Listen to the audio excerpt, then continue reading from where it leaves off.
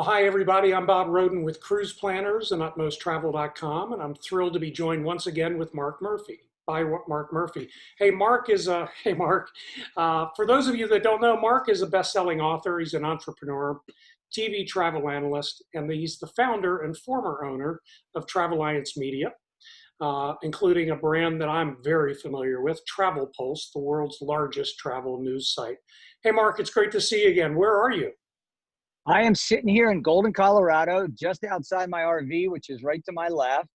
And I've got this public walkway, and I've got Clear Creek where people will normally be tubing and kayaking in it. Unfortunately, the city of Golden, in their infinite wisdom, decided that being outside on a beautiful day like today would be very dangerous for their visitors like me, as well as their residents. So they've mandated and have literally shut down the creek. You cannot go tubing on it. So that kills the small businesses here that rent tubes to hundreds and hundreds of people that come here to enjoy this beautiful setting. And it's truly unfortunate because we already know that being outside is far superior than being cooped up. And it's unfortunate because they've mandated it at one of the biggest holiday weekends of the year when people do want to be outside, which is the 4th of July weekend. Oh, And not absolutely. just not just 4th of July weekend, for the whole week. And then they're going to decide after a week whether or not they're going to allow you to put a kayak out there. It's similar to the guy, I think there was a guy in Malibu a couple of months ago with the mandate from California who was, I think he was surfing, him and a buddy, and they got arrested on the beach because, God forbid you be out, in the middle of freaking ocean, when you're not supposed to be outside There are sheltering in definitely place. parts of this whole thing that make absolutely no sense to me, and it sounds like Right. you agree with me on that. Hey, there's a lot of pent-up demand to travel out there, Mark. I know you've probably heard it Oh and yeah. seen it, right? I mean, I actually had several clients call this week saying, "You got to help us. We got to get out of here. We got to go somewhere." And Anyway. just anywhere, right? But we know Yeah. that there are a number of challenges associated with that, especially given the EU's announcement restricting travel from US travelers Yep. recently. I mean, that really makes it tough to get away. Well, the thing about the EU um, decision, right? They're not going to have Americans travel there, but they're going to have a reciprocal agreement with China, which uh, is the most absurd thing I've heard. It originated out of China. We continue to get lies from China. We don't know what the real data is from China, and anybody who speaks up in China disappears. But sure, let's have the Chinese come to Europe, but let's stop America. And by the way, when you look at the geography of America, maybe, I mean, we always talk about how Americans don't know geography. Maybe some of the folks in Europe don't understand the geography of the United States.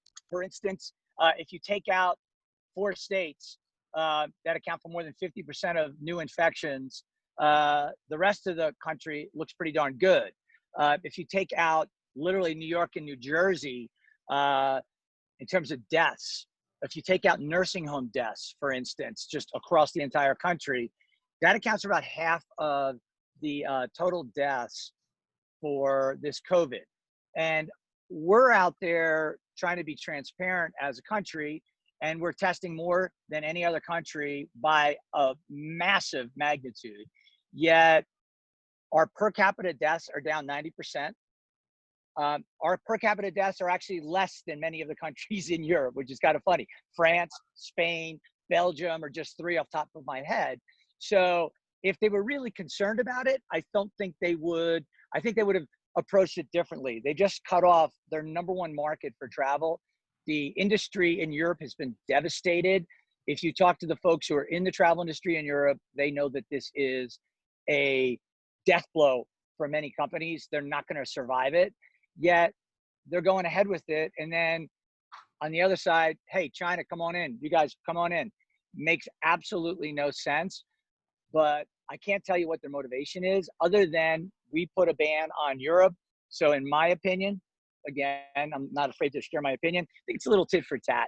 I think when we banned Europe, there was an outcry from Europe. And now today they're kind of sticking it back to us. The beautiful thing about the US is I'm discovering places I've never been to. I've never been to Golden, Colorado. Beautiful location. I wish they would leave it freaking open, but beautiful location. I'm going to Moab, Utah. Never been. Going to Bryce Canyon. Never been. So I'm going to places that I'm discovering for the first time. And there's so much to see and do in the United States that I'm spending 6 months on a road trip right now. And I'm still not going to see a huge amount of places I would like to see. I think I would need a few years of full-time RVing to actually do that. So I want to get back to that in a few minutes because I do want to ask you to help me and help our audience get a sense of what the options are right now. Sure. To your point, even now some domestic destinations have put visitation policies in place that are making it really Right. hard to visit, right? So I had So a you got, client that was going to yeah. go to where they were going to go to someplace in California, right? And that Mm-hmm. just got locked down completely. So it's kind of it's really tough to even maybe it's tougher than it's not as tough as I think, but seems like it's tough to find places even domestically, Mark, where people can go and enjoy safe travel. So if somebody tells you, if you come into my state, you have to quarantine for 14 days, they're basically saying, don't come to my state. When you think about the percentage of people that get tested, so I just heard of DeSantis this morning. I think it might have been from yesterday, and or maybe it was even today. I don't know. It just popped up on my Facebook feed, said live. So maybe it was this morning. Here's what's interesting about the number of cases being diagnosed. If you get tested in Florida, he said it was around a 6% confirmation rate in terms of those tested to those being tested as positive. These are the people that sought out a test. So they had some kind of symptoms and they thought that they might or probably had it, but 94% don't. Now that's up from 3 or 4%, so it is an increase. What I think you're not getting from the media is they're talking about the rate of increase in terms of positive uh, uh, test results. So yes, you're going to have many more positive test results if your testing is up 400% in the last 8 weeks, which it is. So why is that a shock? The media is not saying what are the hospitalization rates nationally, what is the rate of death nationally, and when you factor in that we believe through the CDC's own data that 25 to 30 million Americans have been infected with this, when you put that up against the death rate, it's equivalent to the seasonal flu. So we've shut the country down. We have states that continue to shut down. We have 20 plus million people still out of work. Thank God some of it's coming roaring back, but there are still states that are talking about shutting down through the fall.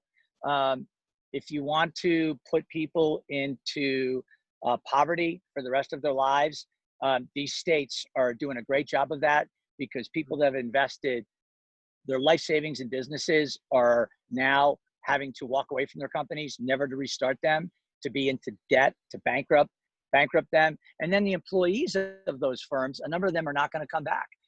Look at the restaurant industry. How does the restaurant industry survive this?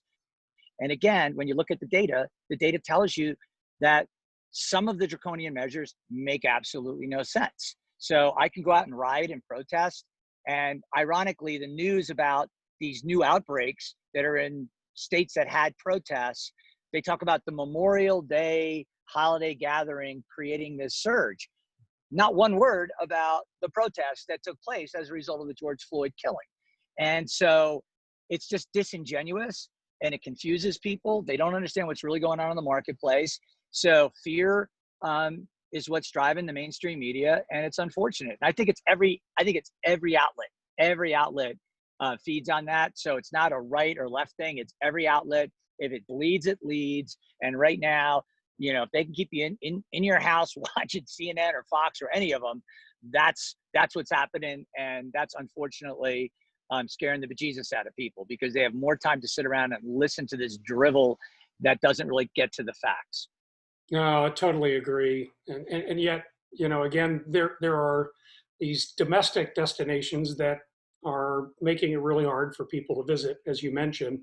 Mm-hmm. So given all of that, what are your suggestions, ideas, recommendations for travelers who really want to get away, maybe even this summer. They want to get away, but they want to travel safely, but they don't want to be hitting these roadblocks, right, where they have to be self-quarantined for 14 days or something. Are there domestic or international ideas that we could share with the audience that they should consider? So number one, I would stay away from urban areas. I mean, I own a couple of apartments in New York City. I'm not going there anytime soon. There's just too much crap going on to these places where they're talking about defunding the police. Take Minneapolis, you have 3 city council members that now taxpayers are paying $4,500 a day to, quote, protect, because they're now, quote, threats to them. These are the same people that voted to defund the police. And the reasoning is we don't have enough police, so I can have personal protection. So it's kind of like, well, yeah, I'm gonna do what I want to do, and that doesn't apply to you, the citizen that I'm supposedly working for when I'm elected to city council or governor or mayor of a particular area. So with that said, I'd say screw the urban areas, go into areas that are really undiscovered gems. So, you know, if you've never been to Sedona, Arizona, I've got an RV. There's a great RV park there, but it's full because there's a lot of demand for camping and people being outdoors, obviously. So I'm staying at a great resort there, and I booked that for a few nights while I'll be in Sedona. I'm gonna jump out of the RV, it's pet friendly. And so it allows me to bring my 2 dogs and my wife. We'll park the RV and we'll go and have an amazing spa experience in the Red Rocks. So part of the deal is their demand is way down. So rates are lower than they would typically be. So you not only get a great value, you get to get away. If you have dogs, you can bring them. And if you're within a 6-hour drive of Sedona, you don't have to get on a plane or anything else. So to me, that alleviates a lot of things. So I think what I would tell people is, depending on where you are geographically in the country, if you're in the Northeast, why not go up to Maine? Why not to go up to New Hampshire? Why not go up to other states that maybe you haven't really discovered? Do it driving vacations, and you're going to spend a lot less money getting there. Gas is dirt cheap. So again, what's the cost? You're in a self-contained car. You don't have to worry about wearing a mask when you're going with your family in a car. Although I do see some people with a mask on by themselves in cars, and I still can't figure that one out. But I don't want to be critical of that. Worst thing is you're infected and you spread it, and you're not wearing a mask. So it is an interesting thing. So I think closer to home, 4, 5, 6-hour drive time people will be looking at. I think house rentals, it's very hard, I think, right now for people to find like an Airbnb type of rental or a VRBO type of rental. I know I have friends that are down at the Outer Banks right now for this exact reason, because they're getting a great chill vacation and they're able to kind of just enjoy the great outdoors, and the Outer Banks is a great area. So depending on where you are geographically, there's some really fantastic places. I'll just give you one example. I stayed at a place outside of Nashville, and it was just like amazing RV resort called Safe Harbor. Now I have an RV, so we pulled in, and on one side we're looking out at the lake, and the other side there's a little bit of a drive where you go down, obviously, to bring your RV. But right on the other side, there's the other half of the lake. I'm literally sitting on a peninsula. Amazing place. I never would have discovered it without a RV and getting out. And I'd never really spent any time in Tennessee, but unfortunately the protests shut down Nashville for a couple of days, and we weren't able to get the full Nashville experience, which was only 10 or 12 minutes away. So we will go back there and we will experience that, and we'll experience other places along the way. We'll visit Austin, Texas. We'll go to New Orleans. We'll go up to the Oregon coast. I have zero interest in going to a place like Portland. Portland and Seattle, God bless you. You can have them. But at the same time, I'm going to be along the Oregon coast in Cannon Beach. And I can't pronounce the name of the other place, but literally a place where I'll be camping right on the beach. So to me, those are the things that I think Americans should look to do. But it takes a lot of time and a lot of planning to do it. And if travel agents wanted to tap this market, they could do a number of creative things to open up this market to their customers, because literally sourcing, finding great campsites, getting them booked, even some cases having the camper brought in. There are places in the Outer Banks that will bring a fifth wheel in, drop it. It'll sleep 6 or 8 people. You pay for the campsite. They set it up. They stock it and provision it. You just show up and you're staying right there, and you're literally beachfront but in a fifth wheel travel trailer, that's probably the equivalent of staying in most luxury hotels these days. You got pillow top mattresses, you got 60-inch TVs, you got a fully stocked fridge. You're not paying $10 for a bottle of beer. It's $1 because you freaking had a provision. All those good things. That's cool. I've never heard of that. So you're making this 6-month road trip. What's your sense? I'm guessing the national parks are really slammed. It's almost impossible to get a spot in the parks. The trade-off is a lot of the national parks, you're dry camping. So you're boondocking, as they call it. So you've got a spot to park, but you don't have an electric hookup. They can get water and and there's a dump station, but you're not fully hooked up. And that's a pain in the neck for a lot of people. I have dogs, so I can't leave them in a RV that's hot, unless you want your dogs to die. So I need an electric hookup. I have a backup generator if that goes, and I have a temperature monitor that alerts me if we're out doing stuff. If there's a change in the temperature and it gets above 78 degrees, then I get my butt back. But I think that staying in really nice parks, really nice campgrounds just outside the national parks, we're talking places with heated pools, clubhouses, fitness centers. They can be very upscale and they can be very raw. Where I'm staying here in Golden, I've got a full hookup, but you're literally parked on gravel and you're basically here because of the convenience. You've got this beautiful creek and you're right here in the heart of the town. So I can walk to dinner, I can go to a bar, I can go to a restaurant. And as long as I have my mask when I enter, I can sit down and take it off and eat and drink. They have a limitation on the number of tables. Hasn't affected us in terms of enjoying the destination. Really, the first time I've seen something that I think is overarching is when they've shut down the creek for 4th of July to discourage people from hanging out with families, which I think sucks personally. How about last question in terms of ideas? It seems like I've heard somebody, Mark, talk about private villas. Is that a credible option for folks? I mean, not even just domestically, but internationally right now, because they're kind of all staying in one home and they're all a family unit. Is the demand crazy for that too? Do you know? Yeah, I think it mirrors the whole VRBO of wanting to stay like in a house here in Golden or wherever. People don't want to go in the elevator and touch the buttons because they're paranoid about it based on the media's coverage. So yeah, I think it's a great opportunity. I think as we're seeing more and more Caribbean destinations open up, you're seeing that as a huge opportunity. And when you look at the price point, if you've got an extended family, I'm from 7 kids. So we would go down and we would stay in Mexico for winter break, et cetera, in a beautiful hotel as a 20-person group. Now you could put 20 people into a villa. You amortize that cost. You can have your own cook. You can have maid service every day.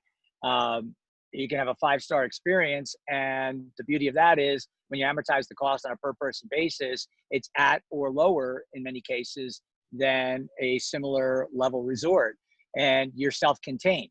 So to me, that is a high demand area. I think you're seeing as the Jamaicas open up, et cetera, more and more people gravitating towards that. So if you're looking to do that and you're talking to a travel agent, or if you are a travel agent and you're listening to this, you need to make sure that that's an option you put in front of your customers, and you make sure that you're aware of the inventory issues, et cetera, and what the opportunities are. Because I think the biggest issue people are going to have going forward because of all of this, some hotels have cut down on capacity. They're only open certain rooms. And under that umbrella, it's going to create a supply and demand imbalance because there is a lot of pent-up demand. And as that demand comes roaring back, and we're seeing it this weekend, obviously, then you're going to find that, yeah, I'm ready to get away. Yeah, I have the money to get away. Yeah, I can't book anything because everything's sold out. That's the biggest issue. And then obviously as that picks up and this COVID thing is in our rearview mirror, media finds something else to go crazy about. Then what we're going to find is a more normalization. But I think we're a year to a year and a half away from anything being normalized supply and demand wise in the travel space. I think it's been devastating. I think it's going to continue to be devastating. And it was so avoidable. It's disgusting. Well, it continues to be an interesting environment for travelers and for travel advisors. Yep. And hey, Mark, we always appreciate your perspective on the state of the travel industry. Thanks so much again for joining us today. But Bob, you didn't comment on the state of my hair, so I'm just curious. Oh, I love it. No, I'm jealous, man. I'm jealous. This is what happens when you're quarantined. It's awesome. It looks great. Super spreading hair, super spreader hair. So yeah, people are like, dude, what are you doing with your hair? And I said, I haven't cut it since last April. So I got ahead of the quarantine curve because I like to be ahead of the curve, and indeed I was. So at some point, this hair will get cut. I just can't tell you how soon or when. Oh no, dude, it looks great. It looks great. Hey, and for those watching, you can follow us on Facebook at cruiseplanners-utmosttravel.com or get in touch with us on our website, which is utmosttravel.com for more updates and insights from the world of travel. Have a fun and safe Independence Day weekend, everyone. And Mark, thank you again. We'll talk to you soon. Good to see you, Bob. Take care. Take care. Bye-bye.